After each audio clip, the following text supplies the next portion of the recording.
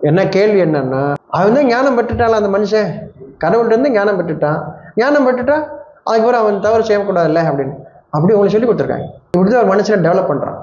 அப்போ இவர் ஞானம் பெற்று விட்டார் அப்படின்னா இனிமேல் அறிவு இல்லாத தரத்தில் இருக்க மாட்டாருன்னு அப்படி இல்லை. ஞானம்ன்றது தொடக்கம். ஒரு பிரச்சனை இருந்துச்சு, இது இப்ப தெளிவடைஞ்சிருக்காரு. அது போல எத்தனை பிரச்சனை வச்சிருக்காரு இல்லை, ஒவ்வொன்றும் தெளிவடையணும் இல்லை. அப்போ நீங்க எதுல வீக்குன்னு பார்த்தா அவன் அடிக்கிறான். அப்ப நீங்க எந்த வீக்னஸ் பார்த்து அவன் அடிச்சாலும் நீங்க உங்களுக்கு எதுல தெளிவா இருந்து அதுல நில்லுங்கன்றான் இறைவன். அப்ப வேதத்தின் விளக்கங்களும் ஒவ்வொரு பக்கத்துல இருந்து வேற மாதிரி அப்படிலாம் இல்லை, உங்களுக்கு வேற வேற இருக்கட்டும். ஆனா உங்களுக்கு எப்படி விளங்கும் அப்படின்னா, ஒவ்வொருத்தருக்கும் தனித்தனி எப்படி விளங்கும்னா, எனக்கு எது புரிஞ்சிருக்கோ அந்த புரிதல் இருந்து எனக்கு வெளிச்சம் கொஞ்சம் விசாலமா, இன்னும் கொஞ்சம் விசாலமா, இன்னும் கொஞ்சம் விசாலமா, இன்னும் கொஞ்சம் வேறமா, இன்னும் கொஞ்சம் இப்படி பரவுமே தவிர இந்த பக்கம் ஃபோக்கஸ் விடு, அங்கிட்டு கொஞ்சம் ஃபோக்கஸ், அப்படி கொஞ்சம் ஃபோக்கஸ் அப்படிலாம் இல்லை. தெளிவு அப்படி இல்லை, ஞானம் அப்படி இல்லை. எந்த மனிதனுக்கும் நீங்கள் என்ன செய்றீங்களோ அதுல இருந்து தான் உங்களுக்கு வெளிச்சம் பறக்கும். அந்த வெளிச்சம் அதிகரிச்சுக்கிட்டே இருக்கும். ஏமாந்துடாதீங்க. ஞானம் தருகின்றேன் நான் உங்களை திவ்ய வாழ்வை, இது எல்லாம் ஏமாற்றி எனக்கு அது எதுவுமே புரியல, என் வாழ்க்கைக்கு உதவலை. எப்போ நீங்க உங்க இறைவனை மறக்கிறீங்களோ அப்படின்னா என்ன அர்த்தம், உணர்வை மறுக்கிறீங்களோ நீங்க தவறிடுவீங்க. நீங்க ஞானம் பெற்றிருந்தாலும் சரி தவறுவீர்கள், அதை ஞாபகம் வச்சுக்கோங்க. நீங்க ஞானம் பெற்றுவிட்டால் அவர் நிலை உயர்ந்து விட்டார், இனிமேல் தவற மாட்டார் எண்ணத்துக்கு வந்துட்டீங்க. அப்படி கிடையாது. இறுதியில் என் இறைவன் எனக்கு தீர்ப்பு தரும் வரை நீங்க யாரையும் முடிவு பண்ணாதீங்க. அவரெல்லாம் உயர்ந்த ஜாதி ஞானம் பெற்றவர்கள் இனமே கிடையாது.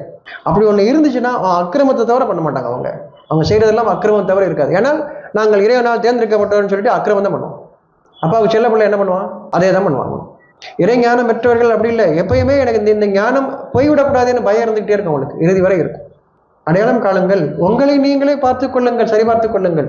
எனக்கு பெருமை வந்துருச்சா, நான்லாம் இப்பெல்லாம் தெளிவடைஞ்சிட்டாப்பா அப்படின்னா அதுக்கப்புறம் அதில் தாழ்ந்து போக மாட்டேன்னு நினைச்சிட்டு இருக்கீங்களா? நீங்க தெளிவடைஞ்சுன்னு தவறான பாயில போக மாட்டேன்னு நினைச்சிட்டு இருக்கீங்களா? அவ்வளவு உள்ளட்சமே இல்லைன்னு அர்த்தம். நீங்க ஒன்றை பெற்று விட்டீர்கள் நினைச்சிட்டு இருக்கீங்க. பயபக்தி உடையோர்னு சொல்றாங்க. பயபக்தி உடையோர்னா இறுதி மூச்சு வரை நான் தவறாமல் இருக்க வேண்டுமே, இதுதான் பயபக்தி. மனிதனை திருத்துவதல்ல, எடுத்து சொல்வதுதான் கடமை. அவனாக திருந்த வேண்டும். எடுத்து சொல்வது கடமை, கண்காணிப்பதல்ல. கண்காணிப்பதுன்னா அவனை திருத்துறது நம்ம வேலை கிடையாது.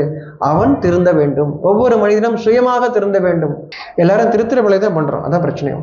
நம்ம திருத்த முடியாதுன்னு புரிஞ்சுக்கோங்க. நானா திருந்த வேண்டும், என்னை திருத்த முடியாது, நான் திருந்த வேண்டும். அப்ப எடுத்து சொல்வதை கேட்கும் போது எனக்கு நேரடியாக மறைவிலிருந்து உணர்வூட்டக்கூடிய ஒரு மனிதன் வாயிலாக ஒரு செய்தி வரும் பொழுது நான் திருந்த வேண்டும். இதைதான் வேதம் அறிவிக்கிறது. நம்முடைய வேலை லேசானது இல்லையா?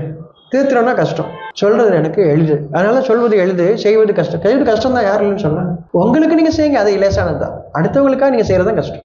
உங்களுக்கு நீங்களே அநியாயம் செய்து கொள்ளாதீர்கள் அப்படின்னு என்ன அர்த்தம்? உங்களுக்கு செய்யறதுக்கு பதிலாக அடுத்தவங்க செஞ்சீங்கன்னா அநியாயம் பண்றீங்கன்னா உங்களுக்கு செய்யுங்க. அதுல நன்மை உங்களுக்கு உண்டு, மற்றவர்களுக்கு உண்டு.